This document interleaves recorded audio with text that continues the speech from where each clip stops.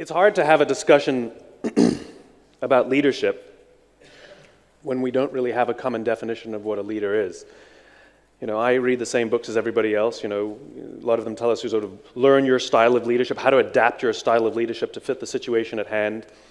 That's not leadership, that's management. To be a leader, you need one thing and one thing only: followers. That's it. It has nothing to do with rank or authority. You are a leader when others raise their hands and volunteer to go in the direction you set. The question is, why should anyone follow you? There are many ways to get people to do the things that we want or to follow us. In fact, it all boils down to two things.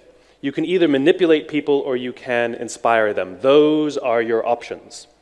We're all familiar with manipulations in the business world. Things like dropping your price. If you drop your price low enough, people will buy from you, right? This is the concept behind a sale. Things are priced to move.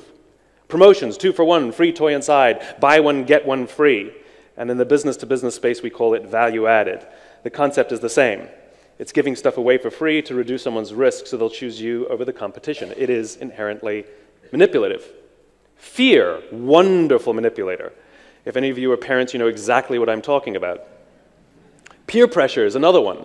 I'm sure we've all sat in our offices and had someone tell us, you know, 70% of your competitors are using our service, why aren't you? Maybe 70% of my competitors are idiots. Or maybe 70% of them were offered a price so low they couldn't resist. I don't know. The point is, when we hear that the majority is doing something, we either fear that we're being left out or that they know something that we don't, and it influences our behavior. One of my favorite manipulations is what companies like to call innovation. Real innovation changes the course of industries, if not the way we live our very lives. The fax machine, the light bulb, iTunes, this is real innovation. Adding a camera to your cell phone is a wonderful feature, but it is not an innovation. It's the difference between steps and leaps. And what most organizations like to call innovation is in reality novelty, little additions to their products, nothing earth-shatteringly different. In the 1970s, do you know how many choices of Colgate toothpaste there were? Take a guess. 2. Do you know how many there are now? 30. And that's just Colgate, which means that their competition is offering about the same number of products, about the same price, about the same quality, about the same service. And yet I have no data to show that people are brushing their teeth now more than they were 30 or 40 years ago. What happened was this annoying little thing called globalization, and markets opened up, and competition increased, and the metrics went down. It doesn't matter which one, market share, revenue, profits, it doesn't matter. The metrics went down. And then to combat that, the company added a new product. This one has fluoride. And people went, ooh, shiny. And they tried it, and the metrics went up. But the problem with competition is they compete, and they match the product about the same, and the metrics went down again. Well, it worked the first time, so we'll do it again, and again, and again, and again, until you have 30 different line extensions. And what's one of their big complaints these days, like so many other companies? How do we differentiate ourselves? That's hilarious to me. How do we get out of a problem that we created for ourselves? And so they resort to any number of the other manipulations. Now, I cannot dispute that these and many other manipulations work. They absolutely do. That's why we use them. The problem is, none of them breed loyalty. The problem is, none of them engender trust. The problem is, over the course of time, it costs more money because somebody has to pay for all this stuff. And over the course of time, it increases stress both for the buyer and for the seller. We live in a world today in which most products and most services, B2B or B2C, are sold this way. In other words, people are being bombarded with manipulations from all sides for all reasons from any number of products. It is stressful to be a decision maker these days. It is stressful to decide which product or which service is right for me. But it's equally as stressful to be on the selling side, in which we have to operate in a world in which the vast majority of things are sold through bombarding people with manipulations and promotions and value added. And so it's hard for us, if we truly have something special, to stand out in the crowd and be noticed. It's called stress. This is largely the world we live in today. But there's an alternative. That alternative is called inspiration. And there are only a few leaders and a few organizations that tend to rely vastly more on inspiration than manipulation. And I'll talk about some of the big ones, like Apple Computers or Harley-Davidson or Southwest Airlines. But you see the same pattern in great leaders like Nelson Mandela or Martin Luther King or John F. Kennedy. What I learned is that regardless of their size and regardless of their industry, Every single one of these organizations, every single one of these leaders with the capacity to inspire, they all think, act, and communicate the exact same way, and it's the complete opposite to the rest of us. All I did was write it down. And it's probably the world's simplest idea. I call it the golden circle. It's quite literally 3 concentric circles, a bullseye. In the middle is why, and the center ring is how, and the outside ring is what. I always like to joke that because I use a paper and a pen, I don't have AV problems. I have one. Let me define the terms. Every single organization on the planet knows what they do. These are the products we sell, the services we offer. Some know how they do it. Whether you call it your differentiating value proposition, your proprietary process, your USP, these are the things you think make you different or special or stand out from the crowd. But very, very few people and very, very few organizations can clearly articulate why they do what they do. And by why, I don't mean to make money. That's a result. By why, I mean what's your purpose, what's your cause, what's your belief? Why does your company exist? I mean, do we really need another one? Why did you get out of bed this morning? And why should anyone care? As a result, the way we think, the way we act, the way we communicate is from the outside in. We go from the clearest thing to the fuzziest thing. We tell people what we do, we tell them how we're different or how we're special, and we expect some sort of behavior, a vote, a purchase, support. But not those leaders and not those organizations with the capacity to inspire. Every single one of them, regardless of their size, regardless of their industry, thinks, acts, and communicates from the inside out. Let me give you an example. I use Apple frequently because they're easy to understand and we all get it. If Apple were like everyone else, a piece of communication would sound like this. We make great computers. They're beautifully designed, simple to use, and user-friendly. Want to buy one? Meh. This is normal. This is how most organizations communicate. You know, here's our new car. It's got tinted windows, great gas mileage, leather seats, choose us. Here's our law firm. We've got all the best lawyers, we went to all the best schools, we win all of our cases, we work with some of the largest companies, hire us. Here's how Apple actually communicates. They start with why. Here's what they say. Everything we do, we believe in challenging the status quo. The way we challenge the status quo is by making our products beautifully designed, simple to use, and user-friendly. We just happen to make great computers. Want to buy one?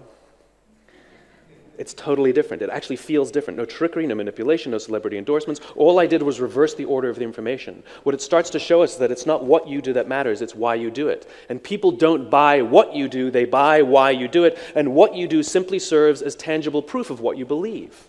This is the reason why every single person in this room is perfectly comfortable with the idea that Apple sells computers and DVRs and phones and all these other products.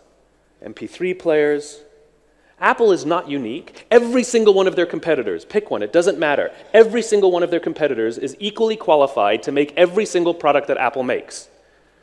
Apple does not have a lock on any of the resources. Everybody has equal access to the same talent, the same consultants, the same agencies, the same resources, the same media. It's a zero-sum game.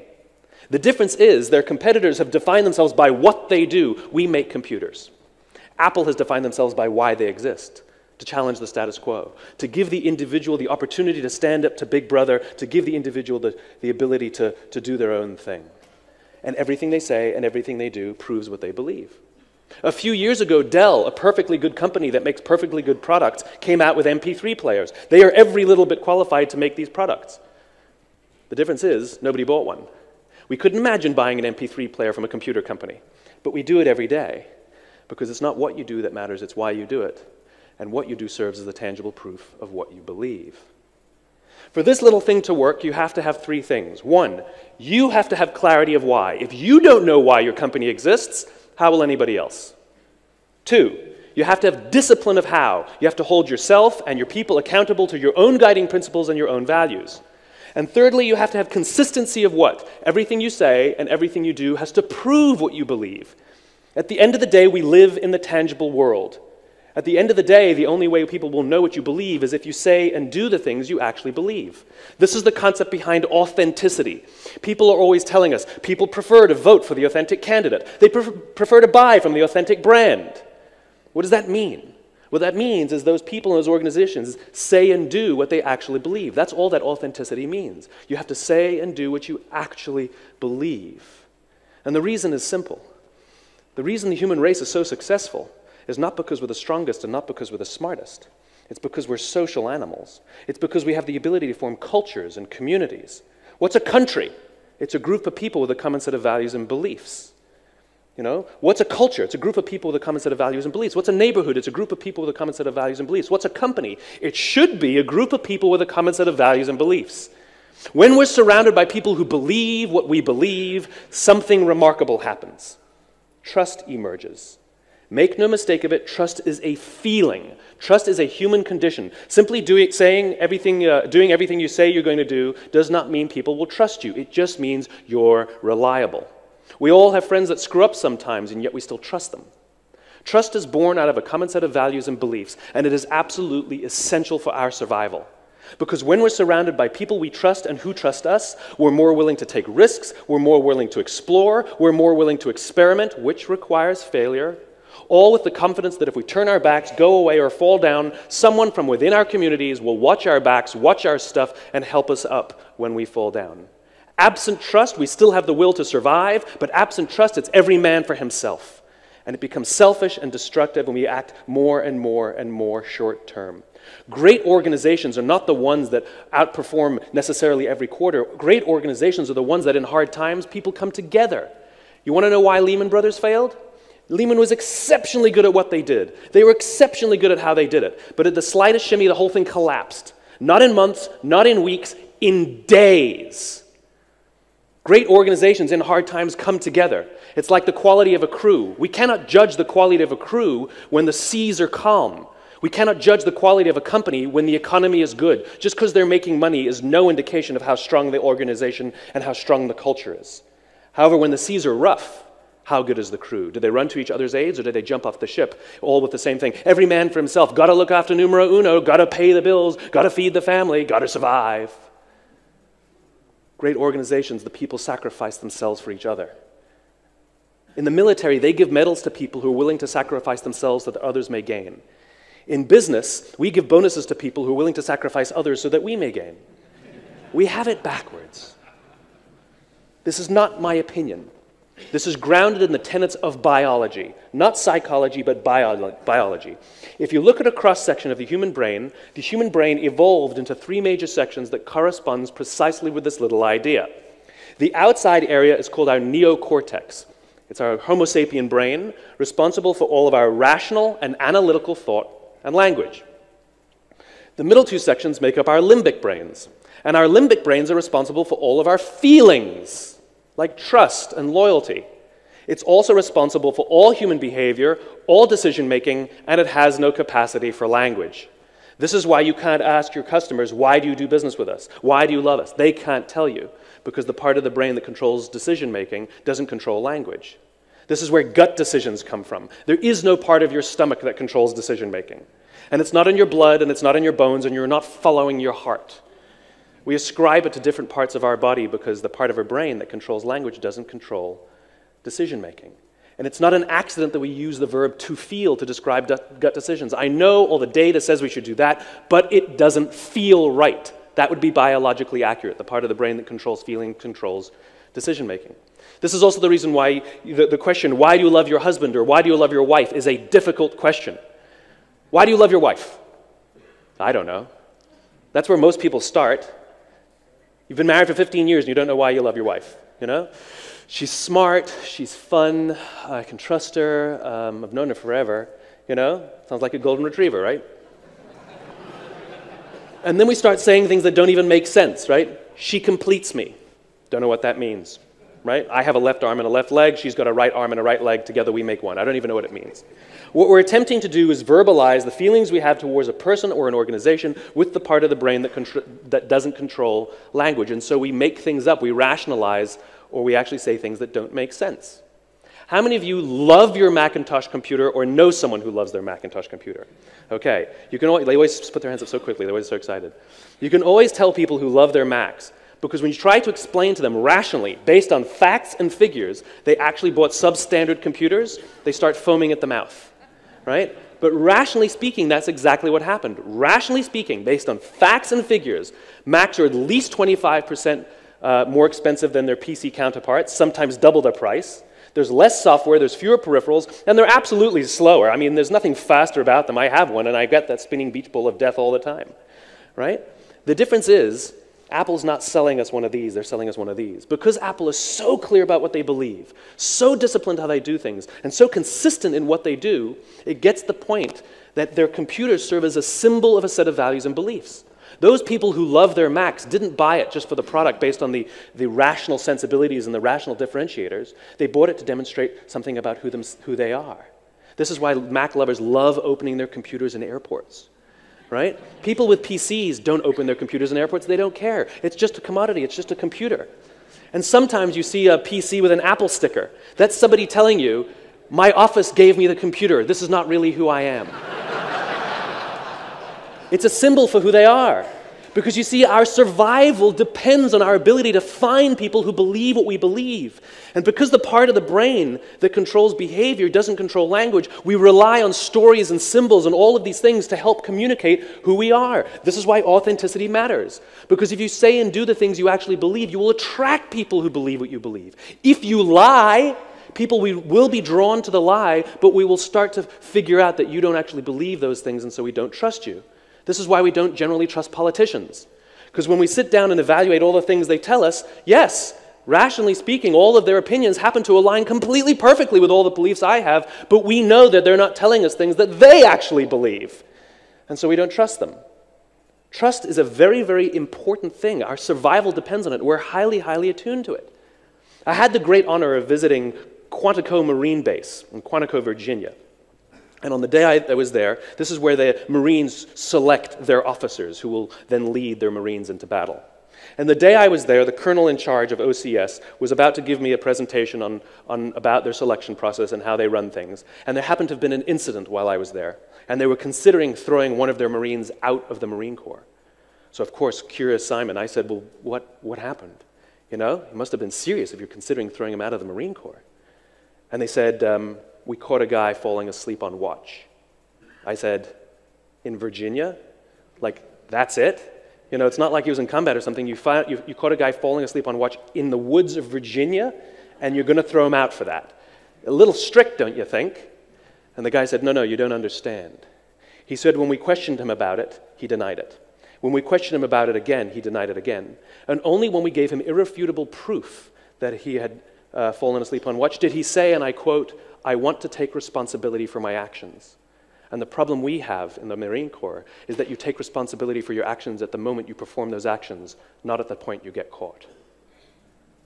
You see, integrity matters, he said. If I'm going to put him in charge of a group of Marines in combat, and they're not 100% sure that every word that comes out of his mouth is the truth, if there's any doubt that he's saying things to cover his own skin, it puts people in danger and people will die. Unless you're completely, completely honest, we cannot have you in our Marine Corps and we cannot let you lead. Being honest is a very, very simple thing. All it means is you tell the truth. I would rather you disappoint with the truth than appease with a lie. And it goes back to our survival instinct. If we sense for a moment that someone is lying to us, the question is, will we be able to go into a foxhole with them? Again, there's a benefit to group living in an anthropological sense. It means that we can fall asleep and trust that others in our group will watch for danger. And if we don't trust that we can fall asleep and allow others to watch for danger, we fear they're going to take something from us or not alert us to danger or not wake us or not defend us, then we'll never fall asleep and we'll never trust anybody and eventually we'll all die. This is how powerful this stuff is. We all have the natural capacity to find people who believe what we believe. Like I said, we're hardwired for this. If I ask you to go out in the street and find the people who believe what you believe, you know exactly what to do. You're going to strike up a conversation. This is why we say sales is about relationships, no kidding, right? And you have an exchange with them, and sometimes there's good chemistry and sometimes there's not, whatever that means, right? Sometimes it's quick and sometimes it's slow. The point is it's not scalable. It's not scalable. But if I tell you to go outside and find all the people wearing red hats, it's easy. There's one, there's one, there's one, there's one. When you know what symbols to look for, it's easy to find the people who believe what you believe. Just like all you Mac lovers, and don't lie to me, when you're walking through the airport and you see somebody else with their laptop open, you like them a little more, don't you? It's because Apple is so clear about what they believe, so disciplined about how they do things, and so consistent in what they do. We're using these symbols, we're using these brands, we're using these things to say something about who we are in an attempt to attract people who believe what we believe. Leadership is the ability to stand on the street corner and simply talk about your own red hat. Got a red hat here. Got a red hat. Got a red hat. And all the other red hatters, whether they can see their own red hat or not, whether they know their own why or not, are eerily drawn to you because you're the one capable of putting their values and beliefs into words, and they can use you to say something about who they are. People who are most loyal to your company are the ones who see their jobs as a reflection of who they are and what they believe. They see your company as a reflection of who they are and what they believe. There are people walking around with Harley-Davidson tattoos on their body. This is a corporate logo. Some of them don't even own the product. There's nobody walking around with Procter & Gamble on their arm. It's because Harley is so clear about what they believe, so disciplined about how they do it, and so consistent in what they do, it gets the point that everything they say and everything they do serves as proof of what they believe. The reason this stuff is important can be summed up in something called the law of diffusion of innovation. And if you don't know the law, you definitely know the terminology. It's the old bell curve, the standard deviation. And what it tells us is that the first 2.5% of our population are our innovators. The next 13.5% of our population are our early adopters. Then you have your early majority, your late majority, and the last 16% are your laggards. The only reason these people buy touch-tone phones is because you can't buy rotary phones anymore. That's my parents. What the law of diffusion tells us is that this population, the innovator and the early adopter population, are very comfortable trusting their guts. They're very comfortable making intuitive decisions. They're willing to pay a premium and go out of their way to be a part of something that reflects their own beliefs. These are the people who stood in line for 6 hours to buy iPhones when they first came out, even though you could go into the store and just buy one off the shelf a week later. These are the people who spent $40,000 or $50,000 to buy flat-screen TVs when they first came out, even though the technology was substandard. It had nothing to do with the technology. It had to do with them. The majority of the population is more cynical and more practical. They absolutely care about things like price and quality and service and features. The problem is they're not willing to try something until somebody else has tried it first. This is the reason we have to drop our price and offer promotions, all kind of value added, because these people these are the ones we have to reduce their risk. These people happily pay a premium and work with substandard products if it reflects their beliefs. And these people won't try something until somebody else has tried it first. In other words, to achieve mass market success or long-term stability, it's not about appealing to these people, it's about appealing to these people. And if you can get 15 to 18% market penetration, and I don't mean of the market, I mean of the people who believe what you believe, then there's a social phenomenon, the tipping point. 15 to 18% of those who believe what you believe, and it just tips and it goes mass. We all get about 10%. Law of averages says if you ignore everything I'm saying, you'll get about 10%. 10% of our customers love us, 10% of our employees love us. But it's not enough to make it tip, you see. I'll give you two examples, a famous failure and a famous success. First, the famous failure. It's a business example. In the US, we have a product called TiVo. It's a digital video recorder. When TiVo was introduced into the marketplace about 12 or 13 years ago, it was and continues to be the single best product on the market, hands down, undisputed. It is the best technology out there and continues to be this to this day, right? And if you ask most organizations and you ask most companies, why did your product fail, why did your company fail, they usually give you some combination of the same few reasons. Undercapitalized, didn't have enough money. Poorly executed, wrong people, bad market conditions. Okay, that's the recipe for success. So TiVo has the best product on the market, execution flawless. Venture capital up the wazoo. Money, no problem. They hired the best engineers money could buy. People, not a problem. And the market conditions are incredible. In the US, we use TiVo as a verb. The unaided awareness of the brand is in the 90th percentile. It's common. Market conditions, fantastic. TiVo is a commercial and financial failure. They've never made money. And when their company went public, it launched at about $40 or $50 and then very quickly plummeted, and except for a couple of little blips, has never ever traded above 10 bucks. And the reason is because they took this brilliant product, brilliantly executed, brilliantly funded, and they told the mass market, we have a product that pauses live TV, skips commercials, memorizes your viewing habits on your behalf, and records without you even asking. And the cynical, practical majority said, I don't believe you, I don't need it, I don't like it, I don't want it, you're scaring me. And so they didn't buy one. There are a few early adopters, and to this day they love their TiVos and have upgraded it every year, but it wasn't enough to make it tip. Now imagine if TiVo had launched their product to this population, explaining why it exists. If you're the kind of person who likes to take total control over every aspect of your life, boy, do we have a product for you. It pauses live TV, skips commercials, memorizes your viewing habits, and records on your behalf without you even asking. In this instance, what the product does serves as tangible proof of why it exists. It is not the reason we make the choice in the first place. People don't buy what you do, they buy why you do it. Now I'll give you my favorite example of the law of diffusion. Martin Luther King, in 1963, August of 1963, gave his I Have a Dream speech, and 250,000 people showed up on the Mall in Washington to hear Dr. King speak. No invitations were sent out, and there was no website to check the date. How many emails did you get to show up here today? Right? It was 7, 8? It was 500 people here, right? Nothing. Right? Dr. King was not the only man in America who knew what had to change to bring about civil rights in that country. He wasn't the only great orator of the day. He wasn't the only man who suffered in a pre-civil rights America. In fact, he suffered less than most because he was off at university. He wasn't even the perfect man. He had his complexities, and we just don't talk about that stuff. The difference is he had a gift. He didn't go around telling people what we need to do, how we're going to do it. He went around and told people, I believe, I believe, I believe. And people who believed what he believed took his cause and made it their own. And they told people what they believed. And those people took that cause and made it their own, and they told people what they believed. And some built structures to get the word out more efficiently. And lo and behold, on the right day, on the right time, 250,000 people showed up on the Mall to hear him speak. How many of them showed up for him? 0. They showed up for themselves. It's what they believed. It's the America that they wanted to live in. It's the America that they wanted to raise their children in, that inspired them to get on a bus, travel for 8 hours, stand in Washington in the sun in the middle of summer, simply to hear him speak. Simply showing up was one of the things that they did in their life to prove what they believe. Even Dr. King, it wasn't about black versus white. Dr. King had a belief that there are 2 types of laws in this world. There are the laws made by man, and there are the laws made by a higher authority. And not until the laws of man are consistent with the laws of a higher authority would we live in a just world. The civil rights movement was the perfect way for him to bring his cause to life.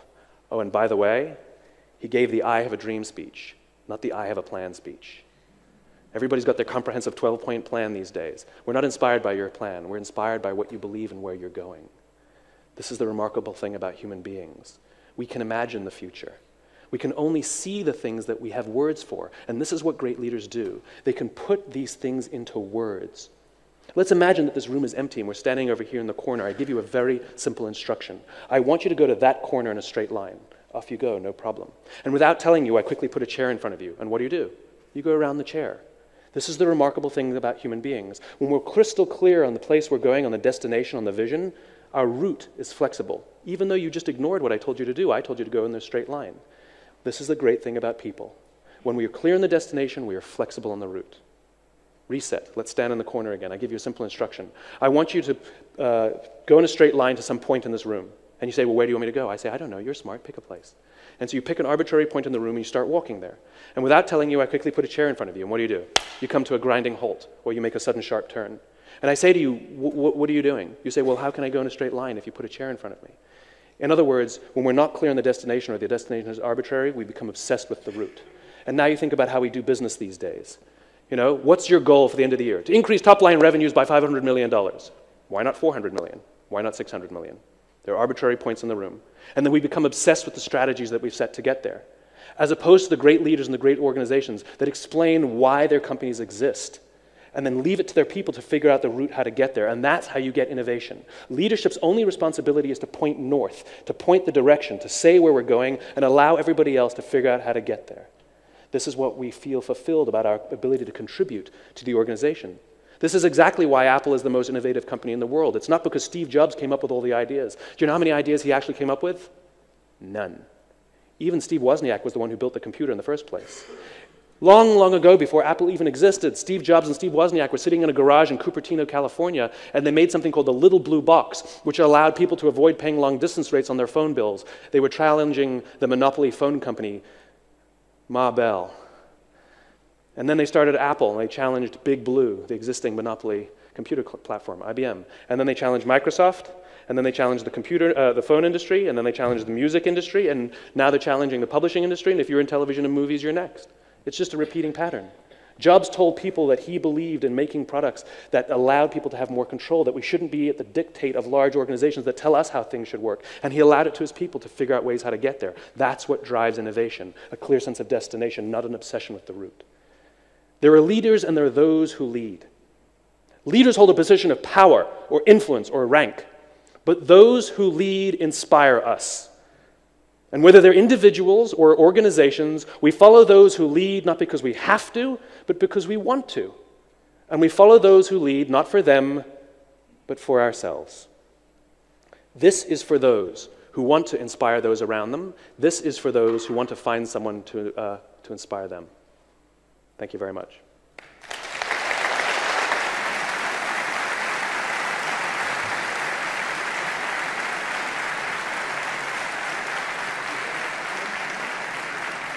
So much. It sounds very good, with all due respect.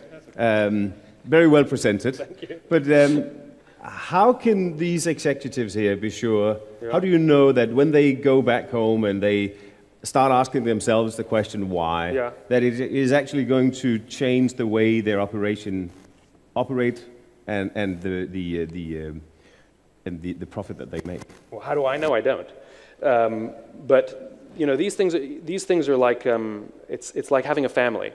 You know, you as a parent know that the right thing to do to raise your children right is to afford them every ability to access to education, and you know that it's your responsibility to help them understand their strengths and build on their strengths, and you know that it's your responsibility to encourage and push them, sometimes discipline them, sometimes help them up, sometimes let them falter by themselves, all with the hope and aspiration that they will achieve more than even you could achieve. Unfortunately, you will not see the results of your investment for 30 years, 20 years. You're not going to see it, and yet we know that that's the right thing to do. You know, even at the age of 16, 17, 18, you have no clue if everything you've done as a parent will pay off, right? And yet instinctively, we still do what we believe and know is the right thing to do. Businesses are exactly the same. You have two families, one at work and one at home.